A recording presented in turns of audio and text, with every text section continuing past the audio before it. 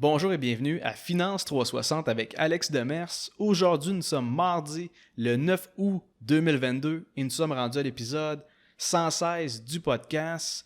Aujourd'hui, ça va être un épisode un peu plus court que d'habitude, mais je veux quand même couvrir quelques éléments que je trouve importants. Entre autres, je vais parler du plan économique de Biden, le plan économique de 700 milliards.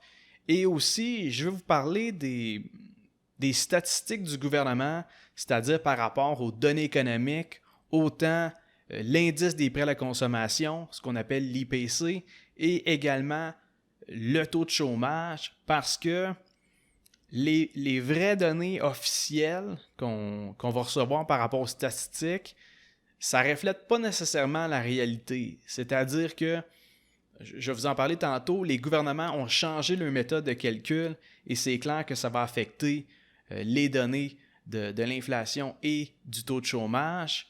Et une dernière chose que je vais vous parler aujourd'hui, c'est les répercussions financières des vacances d'été. D'ailleurs, vous êtes peut-être déjà en vacances, vous avez peut-être fait ça il y a 2 semaines au mois de juillet, c'est peut-être la semaine prochaine, peu importe. Et l'idée, c'est pas de vous gâcher vos vacances, c'est plus de se conscientiser par rapport à qu'est-ce qui va se passer suite à l'été 2022, surtout du côté économique, et à ce moment-là, d'ajuster vos finances personnelles et vos investissements en conséquent. Donc, la première chose que je veux vous parler, c'est par rapport au Sénat américain qui a voté en faveur du plan économique des démocrates, donc de Biden. Et en fait, c'est un package économique de 700 milliards de dollars, donc une dépense gouvernementale, dans le but de réduire l'inflation.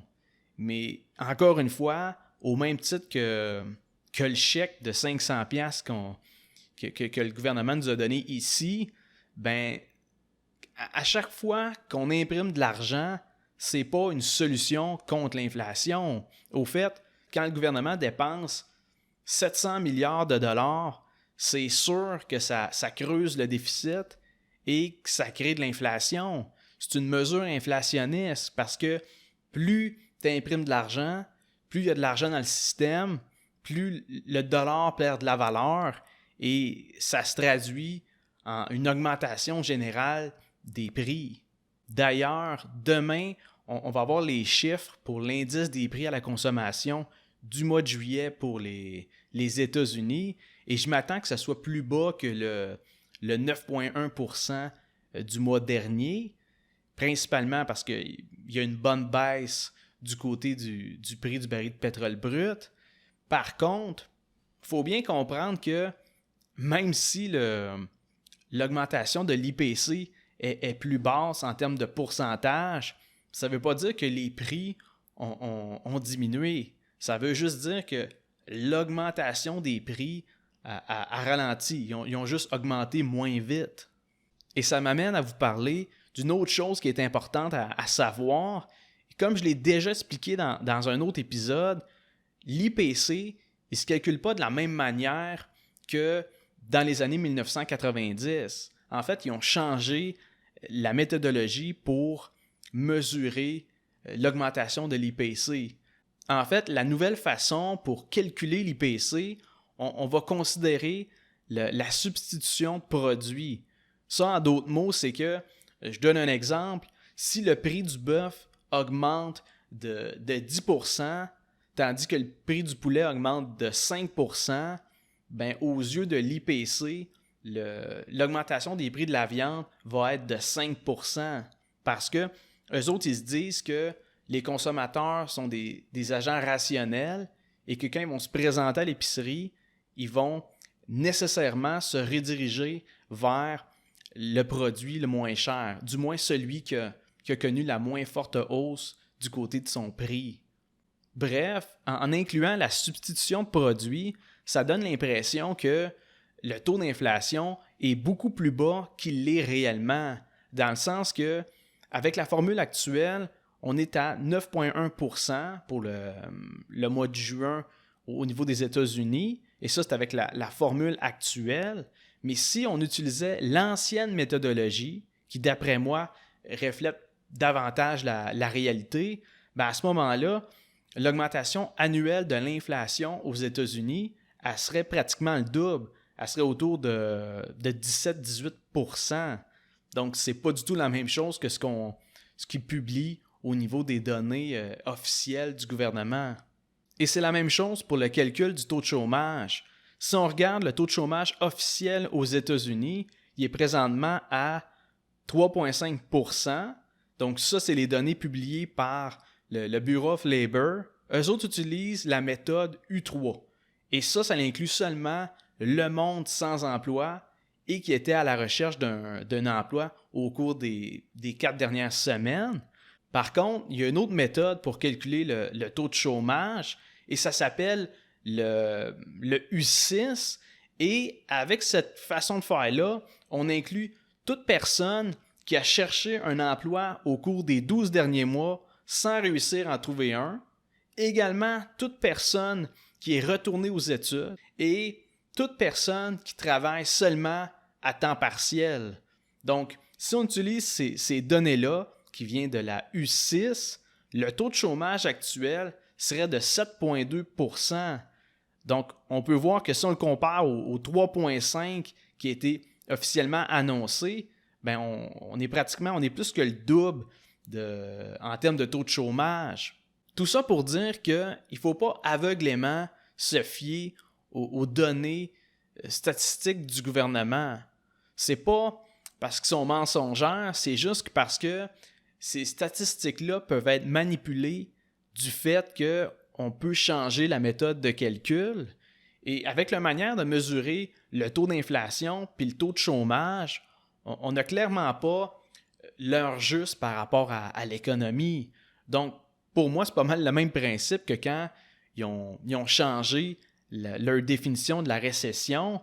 Tu sais, l'administration Biden s'arrange pour faire croire qu'il n'y a pas de récession économique puis que l'économie est assez forte pour être capable de tolérer les hausses des taux d'intérêt. Et c'est normal parce qu'une récession, pendant que les démocrates sont au pouvoir, c'est sûr et certain que ça paraît pas super bien puis que ça pourrait pencher la balance vers l'élection d'un républicain. Donc, c'est sûr que le gouvernement a tout intérêt à camoufler ces données-là, ou du moins à les laisser amoindrir aux yeux du grand public, parce que ça laisse moins transparaître les faiblesses de l'économie. Et de toute façon, la grande majorité de la population va se fier aux données officielles. C'est celles qui font le titre des journaux. Ils vont se fier à c'est quoi le taux d'inflation, c'est quoi le taux de chômage officiel selon le gouvernement. Mais de mon côté, je trouve ça important pour les investisseurs de fouiller un peu plus puis de trouver les informations qui reflètent le plus possible la réalité. Sinon, un dernier sujet que je voulais aborder dans l'épisode, je voulais vous parler des conséquences financières des vacances de cet été.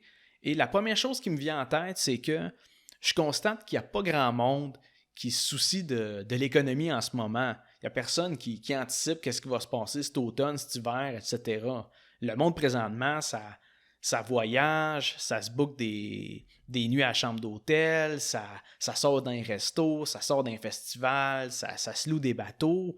Et bref, tout le monde dépense et du moins ceux qui peuvent encore se le permettre, mais tant qu'à moi, ça va juste poursuivre la tendance qui est en cours du côté des cartes de crédit. C'est-à-dire que je pense que la stratégie de la majorité du monde en ce moment, c'est d'utiliser leur Mastercard ou leur Visa pour payer leurs vacances, puis ils se disent qu'ils vont payer ça plus tard en revenant. Et ça fit quand même avec la tendance actuelle vis-à-vis l'utilisation des cartes de crédit et vis-à-vis l'augmentation du solde, justement, des cartes de crédit. Et là, d'après moi, on va atteindre des nouveaux records, mais qu'on ait les données du mois de juillet et les données du mois d'août. Parce que selon moi, la grosse portion du monde qui sont partis en vacances, ça a été financé, du moins en partie, avec une carte de crédit ou une marge de crédit. Et là, un moment donné, il faut que tu le payes, ce solde-là. Et je pense que déjà que les gens avaient de la misère à arriver avec l'augmentation des prix combinée avec la hausse des taux d'intérêt, c'est sûr que si personne s'est privé pour ses vacances, c'est quelque chose qui va les rattraper quelque part dans le temps du côté de leurs finances personnelles. Et là, je suis pas en train de dire à tout le monde de ne pas prendre de vacances. C'est pas ça le point.